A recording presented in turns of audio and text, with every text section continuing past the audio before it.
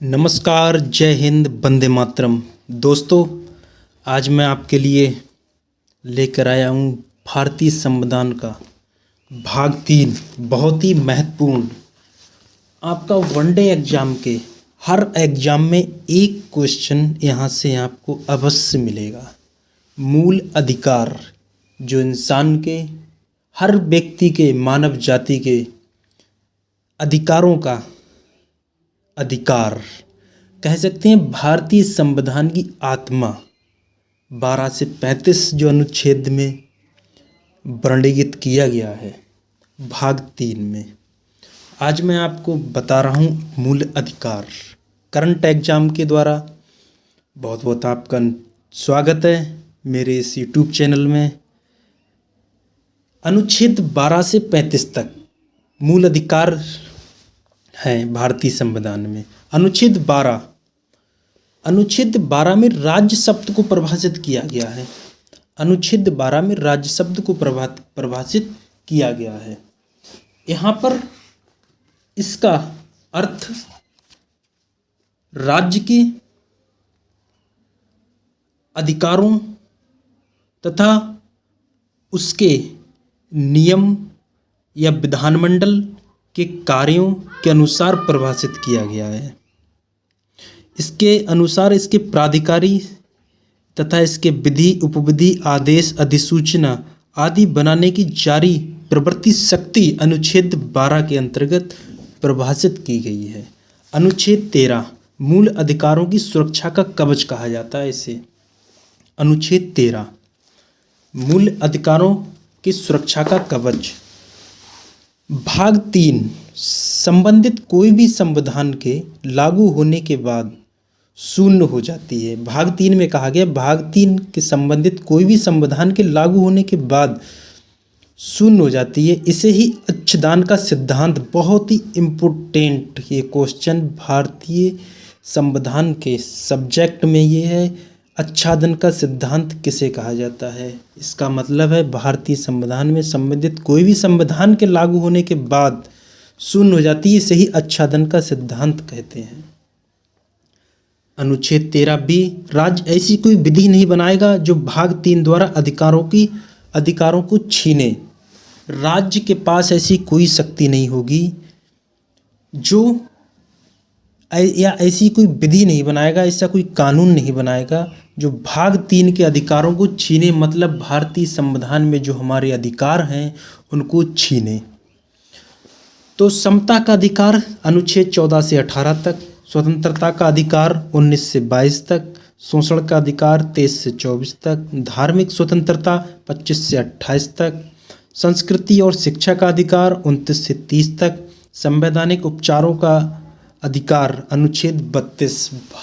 हमारे बाबा साहेब डॉक्टर भीमराव अंबेडकर ने अनुच्छेद 32 को संविधान की आत्मा कहा है, क्योंकि यदि आपके अधिकारों का यदि हनन होता है तो अनुच्छेद 32 के तहत आप सुप्रीम कोर्ट में जा सकते हैं। वहाँ पर उसके जो आपके लिए अधिकारों का हनन कर रहा है उसके खिलाफ आप याचिका दायर कर सकते हैं, रिट दायर कर सकते हैं। अनुच्छेद 32 संवैधानिक उपचारों का अधिकार, जो कि भारतीय संविधान की आत्मा कहा गया डॉक्टर भीमराव अंबेडकर के अनुसार। ये बहुत ही इम्पोर्टेंट आपके लिए क्वेश्चन है। अधिकतर आपको 80% वनडे एग्जाम में ये क्वेश्चन आपको मिल जाता है देखने के लिए। तो दोस्तों, ये है हमारे मूल अधिकार। समता का अधिकार, स्वतंत्रता का अधिकार, शोषण का अधिकार, धार्मिक स्वतंत्रता, संस्कृति और शिक्षा, संवैधानिक उपचारों का अधिकार। समता का अधिकार 14 से 18। ये मेरे वो नोट्स हैं जहाँ से मैंने, मेरे दोस्त, मेरे प्रियगण, बहुत से ऐसे जो आज जॉब पर हैं, पीसीएस, उत्तर प्रदेश पीसीएस में सिलेक्शन इस नोट से, इससे बाहर कुछ भी नहीं। यहीं से जो कुछ आएगा इसी में से आएगा। आपको बाहर कुछ भी देखने की ज़रूरत नहीं है। बहुत अच्छे से नोट्स बनाइए। इसको देखकर आप वीडियो को पॉज करके, यदि मैं फास्ट हूँ, मेरी स्पीड तो स्लो कर लीजिए। समता का अधिकार अनुच्छेद 14 से 18 तक। भारत का मूल संविधान अपने नागरिकों को कुल 7 मौलिक अधिकार प्रदान करता था, किंतु 44वें संविधान संशोधन द्वारा संपत्ति के अधिकार को समाप्त कर दिया गया। अब 300 का में उसे विधिक अधिकार, कानूनी अधिकार बना दिया गया। अनुच्छेद 14 कहता है भारत में सभी को विधि के समक्ष समान समता और विधियों के समान संरक्षण मिलेगा। सभी को कानून बराबर है। बहुत ही ये यूपी टेट, सुपर टेट में भी ये अनुच्छेद 14 पूछा गया कि विधि के समक्ष समता का अनुच्छेद कौन सा है। ये बहुत ही इम्पोर्टेंट आपको ये अनुच्छेद 14 विधि के समक्ष समता किससे संबंधित है, आपको ऑप्शन मिल जाएंगे अनुच्छेद 14, 15, 16, 17, 18 करके। तो ध्यान से आपको समझना है सब कुछ। अनुच्छेद 15 धर्म, मूलवंश, जाति, लिंग या जन्म स्थान के आधार पर विभेद नहीं कर सकते हैं आप। मतलब इसका ही कहने का धर्म के आधार पर, जैसे पहले समय में धर्म के आधार पर या मूलवंश के या जाति के आधार पर लोगों के साथ पक्षपात होता था, उन्हें गलत निगाह से देखते थे। लेकिन अनुच्छेद 15 आपको ये अधिकार देता है कि इसके आधार पर हम किसी भी व्यक्ति को गलत निगाह से नहीं देख सकते, उसके साथ गलत बर्ताव नहीं कर सकते। यदि आपके साथ ऐसा कोई करता है तो आप supreme court, direct supreme court जा सकते हैं। अनुच्छेद 16 लोक नियोजन में अफसर की समता। राज्य के अधीन नौकरी में सभी को समान पद मिलेंगे। आरक्षण, अब इसमें एक अपवाद भी है, मतलब किसी के लिए अधिकतर सरकारों या स्टूडेंट या विद्यार्थी कोई भी है, अधिकतर ये कहते हैं कि हमारा आरक्षण के साथ छेड़छाड़ हो रही है। तो ये 16D में रखा गया है इसको। सभी को नौकरियों में अवसर बराबर मिलेंगे, लेकिन उत्तर प्रदेश में या भारत में आबादी के अनुसार लोगों को या शिक्षा के स्तर को देखकर आरक्षण प्रोवाइड किया गया है। अनुच्छेद 16D में आरक्षण का प्रावधान है, पिछड़े वर्ग के लिए आरक्षण का प्रावधान। अनुच्छेद 17 अस्पृश्यता का अंत, सामाजिक समानता, सभी के साथ समान भाव रखना है, यही अस्पृश्यता है। अस्पृश्यता समाज का मतलब लोगों के साथ सभी को सामाजिक अधिकार है कि सभी के साथ अच्छा बर्ताव करे, अच्छे से रहे, सभी से प्रेम के साथ रहे। मेरे प्रिय दोस्तों, ये वो नोट्स हैं जो UPPCS में आज ऐसे बहुत से, मतलब 4-5 मेरे मित्रगण हैं जो आज जॉब पर हैं, SDM पद पर हैं, BDO रह चुके हैं और पिछले सुपर टेट में जो, मतलब टोटल आपको यहीं से मिलेगा, कुछ भी बाहर नहीं जाएगा। उपाधियों का अंतर, अनुच्छेद 18। बालाजी राघवन बनाम भारत संघ।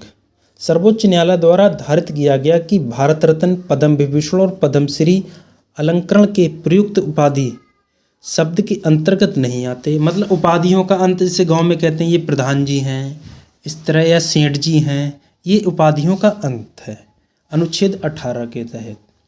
हालांकि गांव में चलता है ये सब, आज भी चल रहा है। ठीक। स्वतंत्रता का अधिकार 1922 तक, अनुच्छेद 19 से 22 तक। वाक एवं अभिव्यक्ति की स्वतंत्रता, सभी को अपने विचारों एवं दृष्टिकोण को व्यक्त करने का अधिकार है। विज्ञापन का अधिकार है। सभा एवं सम्मेलन की स्वतंत्रता 19 में है, कहीं भी आप सम्मेलन कर सकते हैं, सभा कर सकते हैं, अपने जिला स्तर पर परमिशन लेकर। सभा सम्मेलन का अधिकार, शांतिपूर्ण और निरुद्ध शांतिपूर्ण सम्मेलन होना चाहिए। संगठन या संघ बनाने की स्वतंत्रता है, संगठन या संघ बनाने की स्वतंत्रता है। नागरिकों को संघ या संगठन बनाने की स्वतंत्रता है। संचरण की स्वतंत्रता है, सभी भारतीय नागरिकों को भारत में अबाध संचरण या भ्रमण की स्वतंत्रता प्रदान की गई है। कहीं भी आप घूम सकते हैं भारत में, कहीं भी कुछ भी आप कर सकते हैं। निवास की स्वतंत्रता, अनुच्छेद 19 फर्स्ट डा कहता है निवास की स्वतंत्रता। आप जम्मू कश्मीर में भी 370 हटने के बाद धारा 370 हटने के बाद आप वहाँ पर भी निवास, मतलब अपना घर बना सकते हैं, खरीद सकते हैं। उपजीविका आदि की स्वतंत्रता, व्यापार कारोबार करने की स्वतंत्रता। अनुच्छेद 20 में अपराधों के लिए दोष सिद्धि के संबंध में संरक्षण प्रदान करना। ऐसे व्यक्ति जिन पर अपराध करने का आरोप लगाया गया है उनको संरक्षण निम्नवत: कार्यत्र विधियों का संरक्षण, दोहरे दंड की से संरक्षण, डबल दंड नहीं दिया जा सकता। एक अपराध के लिए 2 दंड नहीं दिए जा सकते। आत्मसंसरण से संरक्षण, दोहरे दंड से संरक्षण मतलब एक अपराध के लिए 1 से अधिक बार दंड नहीं दिया जा सकता। प्राण और दैहिक स्वतंत्रता, शिक्षा का अधिकार 21 का इसी में जोड़ दिया गया। 6 से 14 वर्ष के बच्चों को फ्री एजुकेशन 86वें संविधान संशोधन द्वारा जोड़ा गया है। अनुच्छेद 22 गिरफ्तारी और निरोध से संरक्षण, जब कोई व्यक्ति अनुच्छेद 21 के अनुसार अपने प्राण एवं दैहिक स्वतंत्रता से विधि द्वारा स्थापित प्रक्रिया के अनुसार वंचित किया जाता है, तब उसे अनुच्छेद 22 द्वारा प्रदत्त अधिकारी तथा स्वतंत्रताएं उपलब्ध होती हैं। गिरफ्तारी का कारण जानने का अधिकार होता है उसके लिए। अधिवक्ता करने का अधिकार, अधिवक्ता मतलब वकील करने का अधिकार होता है उसे। 24 घंटे के अंदर अंदर मजिस्ट्रेट के सामने पेश किए जाना अति आवश्यक है, कंपलसरी है। अटल बिहारी वाजपेयी सरकार में फोटा आया था। ये अधिकतर क्वेश्चन पूछा जाता है कि फोटा किस शासनकाल में आया था। रासुका, टाडा, पोटा 22 के अंतर्गत, अनुच्छेद 22 के अंतर्गत ये आते हैं। शोषण के विरुद्ध अधिकार, मानव दुर्व्यवहार, बलात्सर्म आदि का प्रतिषेध करता है। कारखानों आदि में बालकों के नियोजन पर रोक, 14 वर्ष से कम आयु के बच्चों के साथ यदि कोई कारखाने में काम करा रहा है तो उसके साथ पुलिस केस हो सकता है। धर्म की स्वतंत्रता का अधिकार 25 से 28। धर्म की स्वतंत्रता तथा प्रचार करने की स्वतंत्रता है अनुच्छेद 25 में।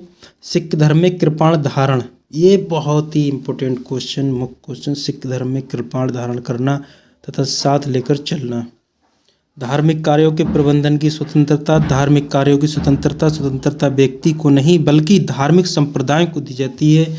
धार्मिक अभिवृद्धि हेतु कर से मुक्ति, धर्म के नाम पर कर नहीं लगा सकते, धर्म के नाम पर कर नहीं लगा सकते हैं बल्कि वसूल सकते हैं, लगा नहीं सकते। अनुच्छेद 28 शिक्षण संस्थानों के बारे में है, स्वतंत्रता है, ये भी हमारी एक मूल अधिकार है। राज्य विधि से शिक्षण संस्थाओं में धार्मिक शिक्षा की दी जा सकती है। संस्कृति और शिक्षा संबंधी अधिकार 29 से 30। अल्पसंख्यक वर्गों के हितों को संरक्षण प्रदान किया गया है। अनुच्छेद 29 में भारत के प्रत्येक नागरिक को जिसकी अपनी विशेष भाषा, लिपि या संस्कृति है उसे बनाए रखने का अधिकार होगा। शिक्षण संस्थान में प्रवेश के अधिकार के बारे में 29 सेकंड में कहा गया, किसी नागरिक को प्रवेश देने से केवल धर्म, मूल वंश, जाति, भाषा या इनमें से किसी आधार पर वंचित नहीं किया जाएगा।